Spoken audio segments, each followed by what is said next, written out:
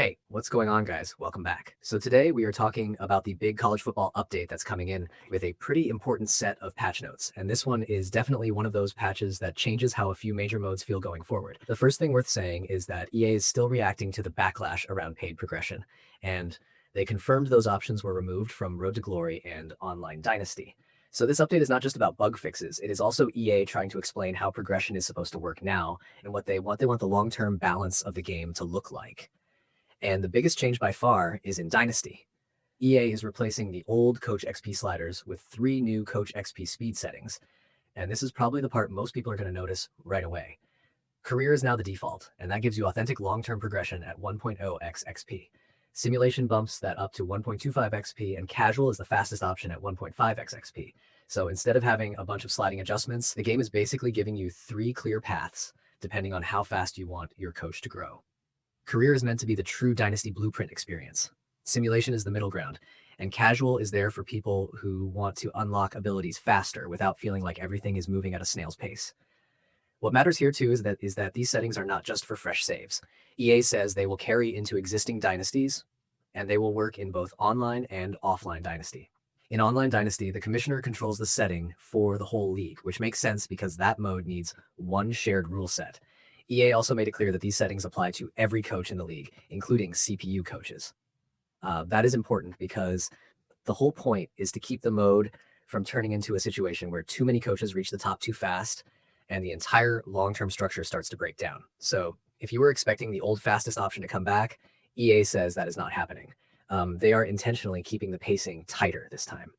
Recruiting also got a real tune-up, and this is the kind of stuff Dynasty players will probably feel more over time than in one single game session.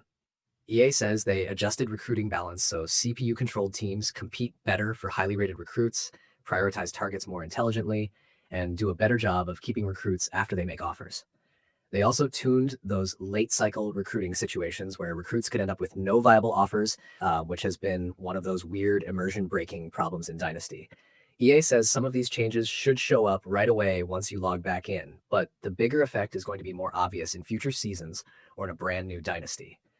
They also increased off-season player progression across the board, and EA specifically said this should lead to more players hitting 90 overall or higher deeper into your saves. There are also a couple of recruiting-related fixes and previews tied to future updates.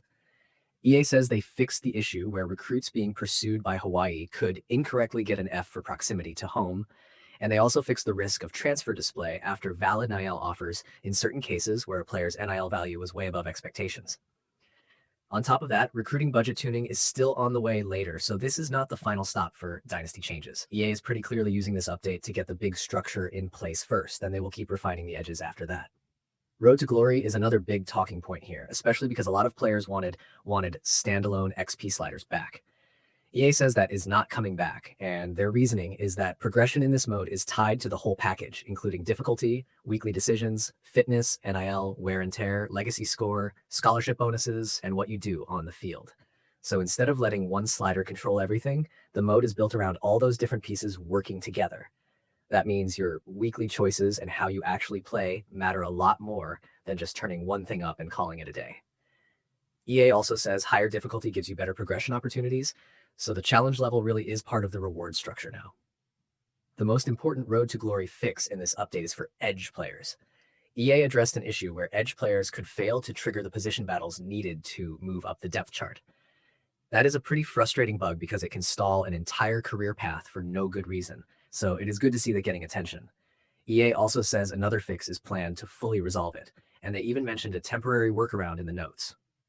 They are also tracking a separate Road to Glory issue with cap breakers, which is still in development for a future update. Then there is gameplay.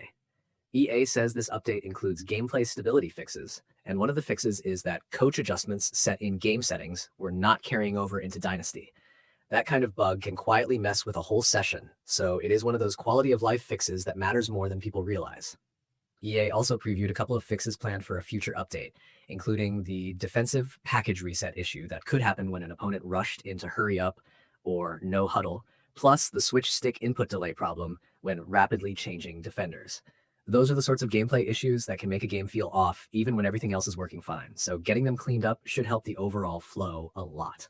So overall, this update feels like EA trying to lock in the identity of the game a little more clearly. Dynasty is getting a more defined progression pace, recruiting is getting smarter, Road to Glory is being pushed further into its full system instead of a slider-based shortcut, and gameplay is getting a few important fixes on top. It is not the kind of update that rewrites everything overnight, but it does make the direction of the game a lot clearer.